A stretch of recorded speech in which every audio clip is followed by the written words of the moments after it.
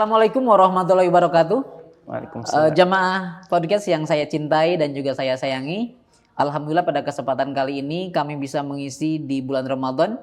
Semoga apa yang akan kami sampaikan nanti menjadi hikmah, menjadi pembelajaran untuk kita semuanya.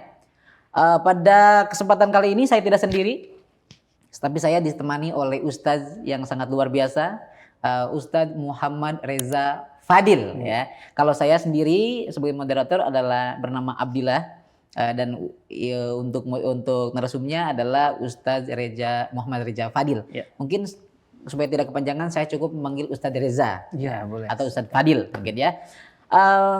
Ustadz Reza Fadil, bagaimana kabarnya? Alhamdulillah baik. Alhamdulillah baik. Pak Abdul, apa kabar? Alhamdulillah saya juga baik, luar biasa. Alhamdulillah. Dan senang sekali mendengar Ustadz Reza sehat ya. Semoga sehatnya Ustadz Reza, sehatnya saya juga menular untuk jamaah podcast kalian dalam keadaan sehat walafiat. Amin ya Allah ya rabbal alamin. Karena tentunya itu yang kita harapkan. Jangan sampai jamaah sakit, berarti supaya tidak sakit harus menjaga kesehatan Ustaz. Karena kalau kita sakit otomatis kita tidak bisa fokus atau tidak bisa maksimal dalam melaksanakan ibadah puasa kita. Mudah-mudahan ibadah puasa kita tahun ini kita diberikan kesehatan, keberkahan, agar puasa kita benar-benar diterima oleh Allah dan kita kembali fitri. Ya, Ustaz, amin ya Ustaz ya. Amin. Oke, Ustaz Reza Fadil. Sebelum jauh ke pembahasan selanjutnya, saya ingin mungkin ini juga jamaah juga ingin tahu dulu gitu ya, karena kita ini momennya Ramadan Ustaz. Ya, momennya Ramadan, ingin tahu ini Ramadan itu atau puasa itu ya, saum itu sebenarnya ada maknanya nggak Ustaz? Makna baik makna secara bahasa ataupun secara istilah Ustaz? Tentu ada. Para ulama sudah mendefinisikan banyak hal tentang Ramadan. Saya ambil satu saja yang dikutip dari Tafsir Al-Kasyaf karya Az-Zamakhsyari. Di situ dikatakan bahwa Ramadan itu dari asal kata ra, mim dan ta, ya, itu berarti panas. Panas. Nah, mengapa apa hubungannya antara bulan Ramadan dengan panas?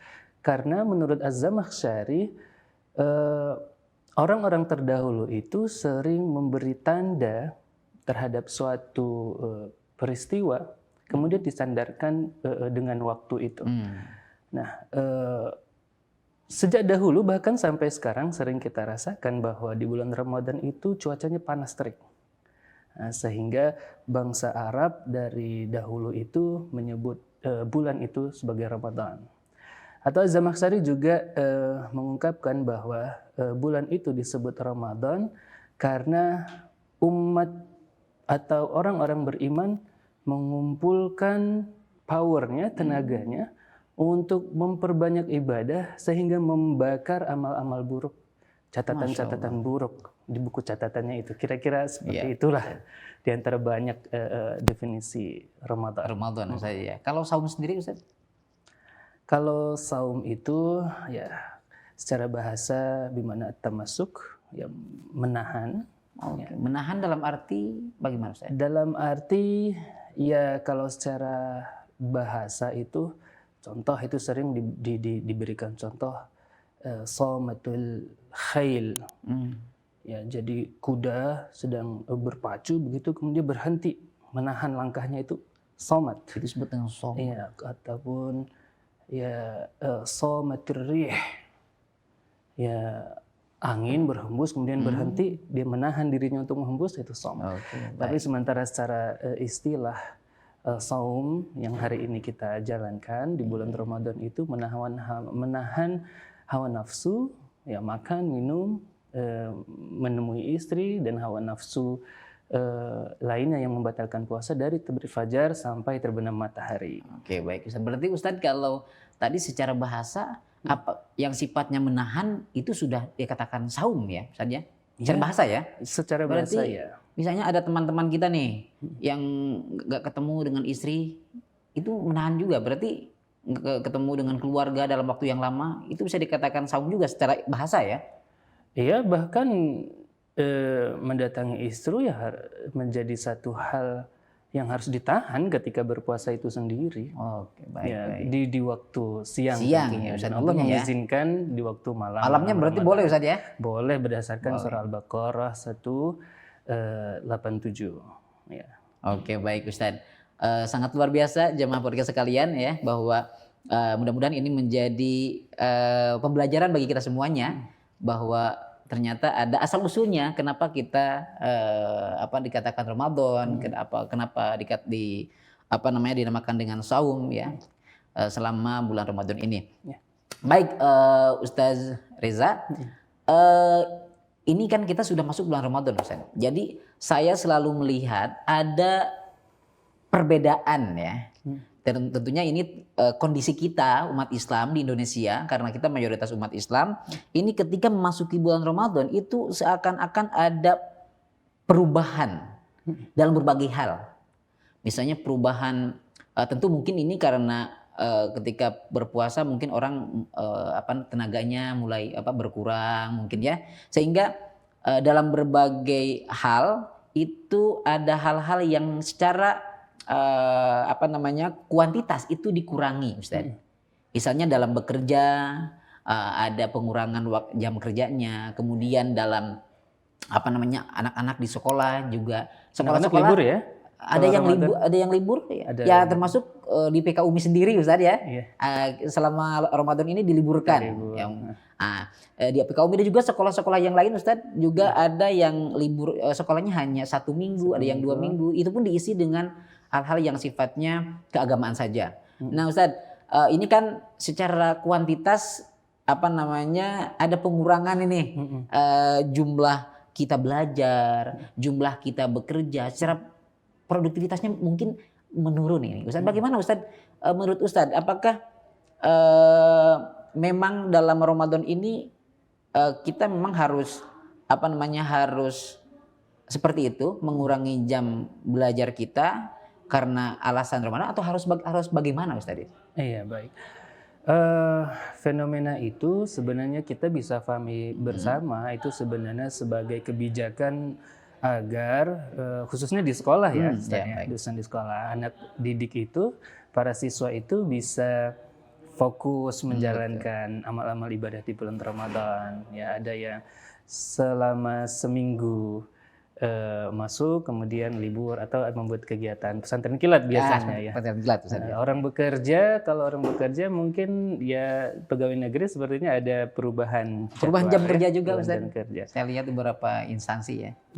Tapi kita berhusnuzon itu semua agar umat Islam itu bisa berkonsentrasi beribadah di bulan Ramadan. Tapi yang perlu kita perhatikan adalah apakah kuantitas jam bekerja atau jam belajar itu berkurang, itu harus berbanding lurus dengan penurunan kualitas. Nah itu belum tentu.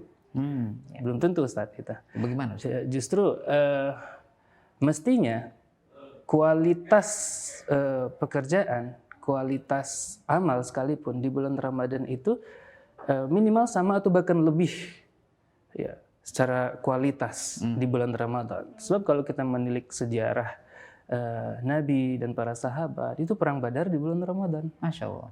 Perang Badar di bulan Ramadan. Perang itu saja. Iya, perang. Jadi bukan lebih dari belajar ini ya. Dan Ustadz pasti tahu jawabannya. Menang nggak waktu itu? Alhamdulillah ya. Iya, ya, kita menang di bulan Ramadan itu. Ya.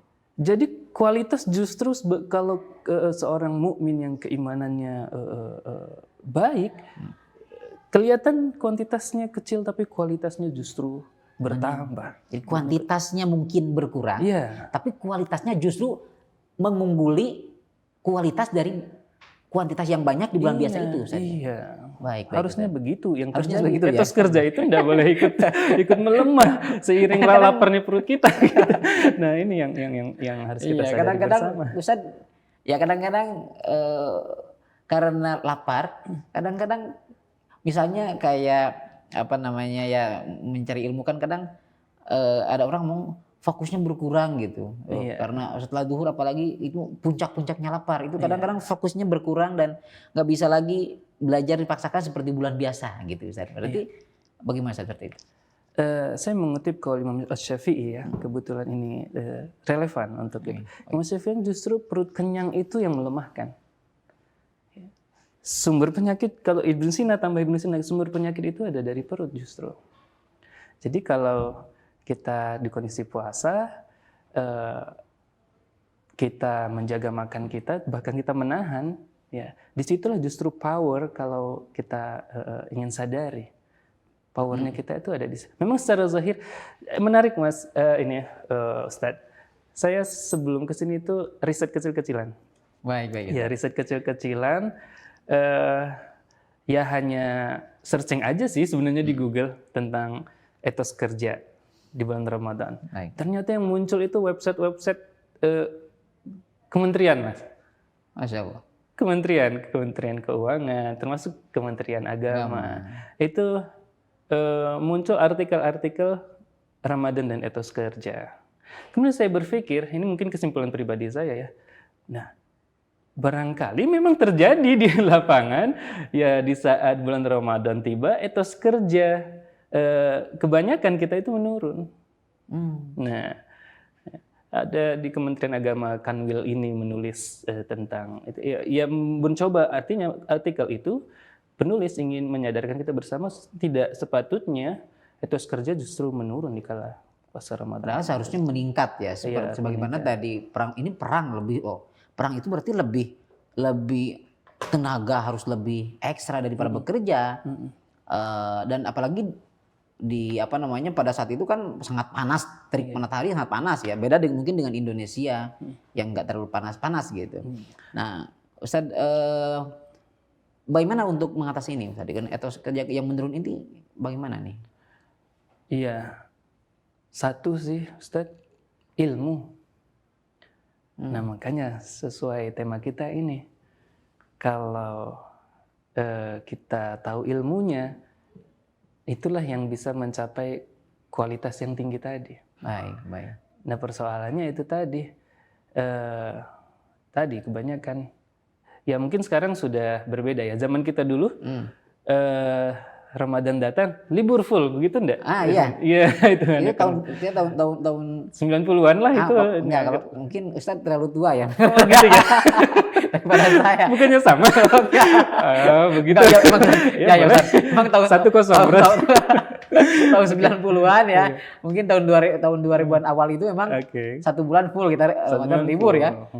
Kita bahkan saya waktu itu kalau Ramadan itu ya main ke sawah, gembala kambing, saya juga evaluasi gembala itu. kerbau, pokoknya main ke hutan aja San. Ramadan itu, pokoknya apapun. Dan buka diam-diam kan akhirnya. Waktu kecil ceritanya. Iya, kalau waktu kecil, alhamdulillah saya udah jujur San. Oh udah jujur ya. Iya. Alhamdulillah kalau gitu. Nah itu kita menyoroti itu sebenarnya. Jangan karena tadi sekolah diliburkan, waktu bekerja diminimalisir. Justru itu menjadi yang merugikan keimanan kita sendiri. Padahal menuntut ilmu itu, nah ini Ustadz ya, bulan Ramadan itu kan segala amal dilipat gandakan. Betul sekali. Nah kalau sabda Nabi, fattaku syahra Ramadan, kalian wanti-wantilah bulan Ramadan itu. Nah wanti-wanti maksudnya ya jangan sampai ghaflah, jangan sampai lalai. Ya. Karena apa? Innal hasanat tudha'af, karena semua amal kebaikan dilipat gandakan di dalamnya.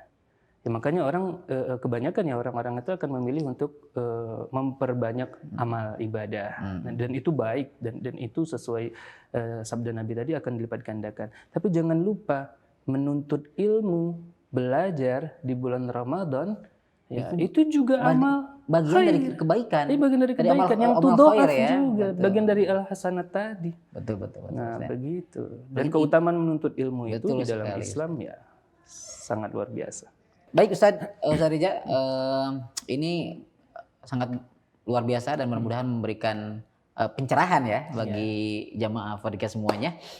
Selanjutnya Ustadz, saya ini karena ini kan ada penurunan kadang-kadang ya. Kita ghaflah, lupa gitu. Padahal yang seharusnya Ramadan ada peningkatan, walaupun kuantitas mungkin turun, tetapi kualitas harus lebih tinggi ketimbang bulan biasanya. Ya. Tapi kadang-kadang ya itu tadi gitu, termasuk dalam ada pengurangan jam belajar, kadang-kadang belajar juga berkurang kualitasnya juga. Nah, Ustaz, sebelum mungkin jauh menjelaskan tentang itu, saya ingin tahu dulu Ustaz, tentang kedudukan ilmu dalam Islam itu seperti apa Ustaz? Supaya nanti kita tahu posisi bagaimana kedudukan ilmu dalam Islam, kaitannya dengan Ramadan kita, dengan puasa kita gitu Ustaz. Baik, Ustadz Abdillah, tentu kita sama-sama tahu bahwa Islam adalah agama yang sangat menjunjung tinggi ilmu. Ya. Pertama, bukankah wahyu pertama yang diterima oleh Rasulullah SAW itu berkaitan tentang ilmu?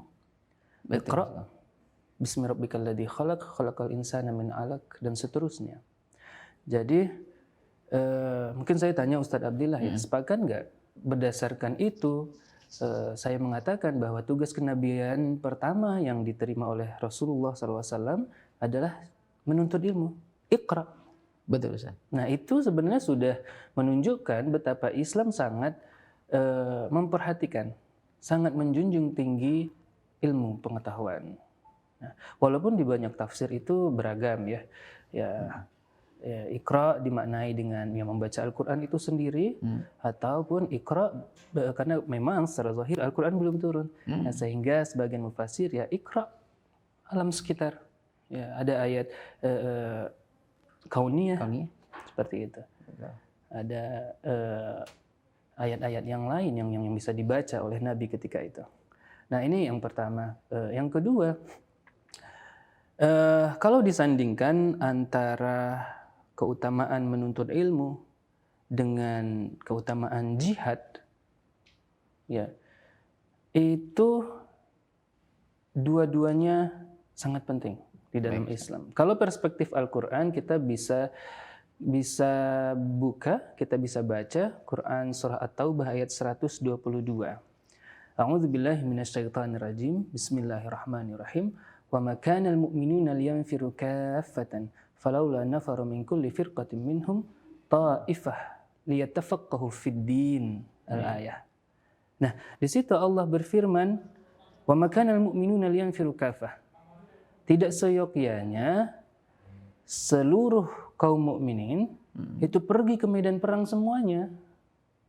Falaula nafara min kulli firqatin minhum, kenapa tidak satu kelompok, satu bagian ya dari kaum mukminin itu, taifah, satu bagiannya saja, liyatafaqahu fid din. Tinggal konteksnya ini memang punya sebab nuzul. Kalau kita buka tafsir At-Tabari ya, yang banyak periwayatannya, atau di Ibnu Katsir juga disebutkan bahwa waktu itu ini fase Madinah, ya, Nabi memerintahkan Sariyah sebenarnya. Jadi perang itu kan ada dua dalam Islam itu, ada Ghazwah, ada Sariyah. Ghazwah ini perang besar yang mana Nabi ikut terlibat sebagai panglima dalamnya. Yang kedua ada Sariyah, ekspedisi kecil, ya, untuk itu mencari informasi atau mengawal kafilah. Itu kelompok kecil saja.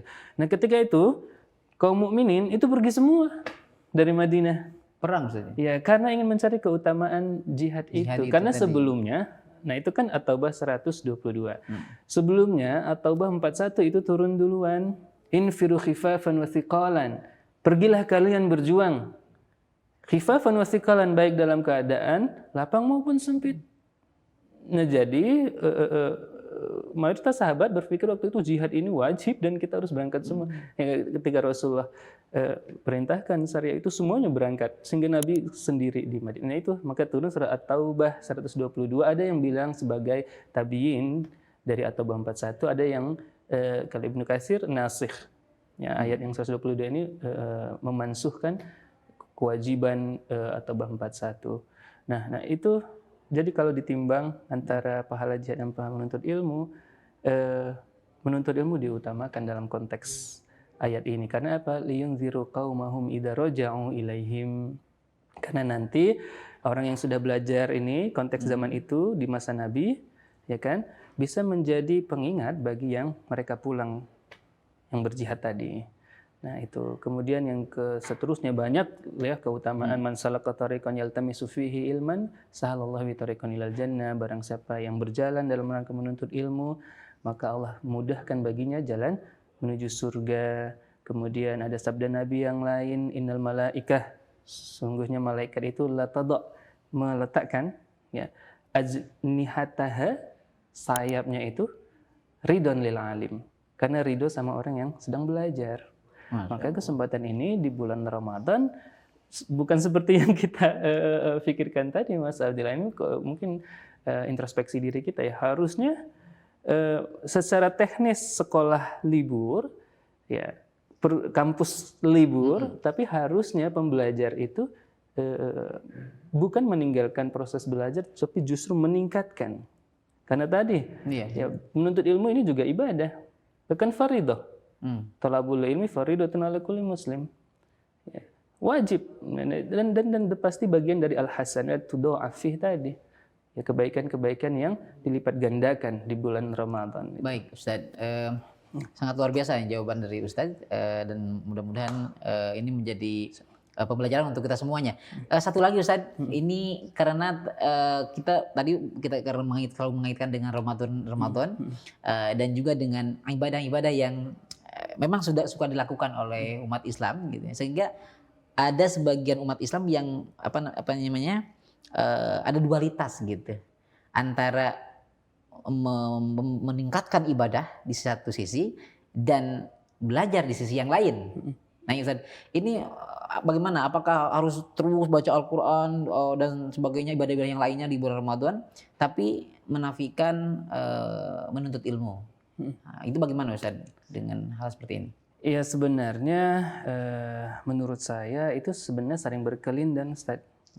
Ya, karena apa? Beribadah atau beramal saleh, beribadah mahdoh maksud saya, itu ya harus disertai ilmu juga kan?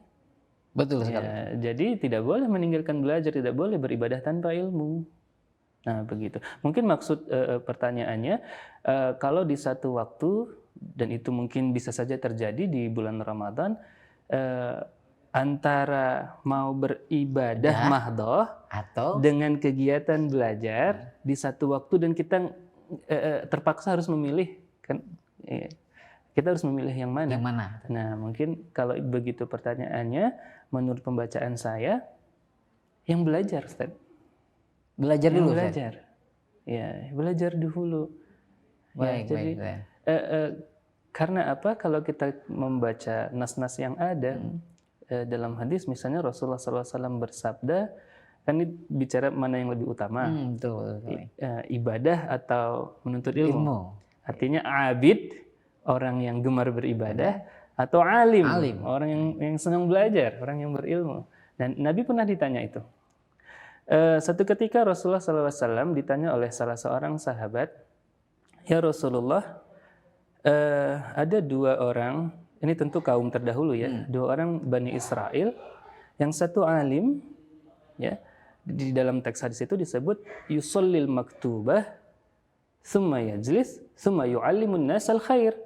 Nah, yang satu orang ini seorang alim, dia itu ya hanya menjalankan sholat fardu, ya, tetap beribadah fardu, ya, kemudian duduk, kemudian mengajarkan orang-orang, mengajarkan kebaikan.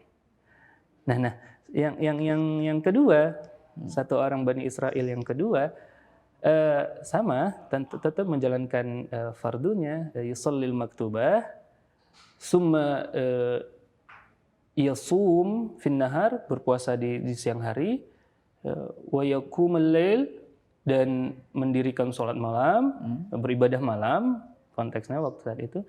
Nah, di antara dua orang ini mana yang lebih utama ya Rasulullah? Rasulullah jawab yang alim, yang pertama, Masya Allah. yang mengajarkan ilmunya. Dan ya di riwayat yang lain Rasulullah itu mengibaratkan antara alim dan abid itu fadlul alim alal abid, keutamaan orang yang berilmu di atas orang yang senang ibadah saja, ya, itu kafadlil qamar lailatal badri ala sa'iril kawakib, kata Rasulullah. indah sekali ini, Ustaz. Masya Allah. Seperti keutamaannya, seperti fadilahnya bulan di malam purnama di antara bintang, di antara benda-benda langit yang lain. Masya Allah, Masya Allah. Sangat luar biasa Ustadz. Untuk pembahasan kita hari ini kita mendapatkan banyak ilmu yang mudah-mudahan ini menjadi bekal kita di Ramadan kita, bahwa kuantitas berkurang tapi kualitas jangan sampai berkurang, bahkan harus lebih baik, lebih tinggi lagi. Kualitas mukmin di Ramadan itu justru yang tertinggi. Jangan sampai menurun sebagaimana penelitian tadi ya. Justru harusnya ini meningkat Ustadz. Baik Ustadz, terima kasih Ustadz Muhammad Reza Fadil. Sama-sama. Alhamdulillah jamaah Fadil sekalian.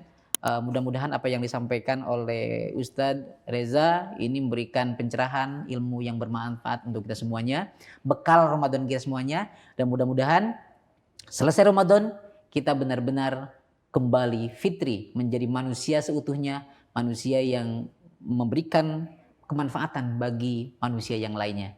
Terima kasih Ustadz sekali lagi. Sama-sama. Semoga apa yang diberikan oleh Ustadz, ilmu yang disebarkan oleh Ustadz menjadi kebaikan untuk Ustadz sendiri. Terima kasih. Wassalamualaikum warahmatullahi wabarakatuh. Waalaikumsalam warahmatullahi wabarakatuh.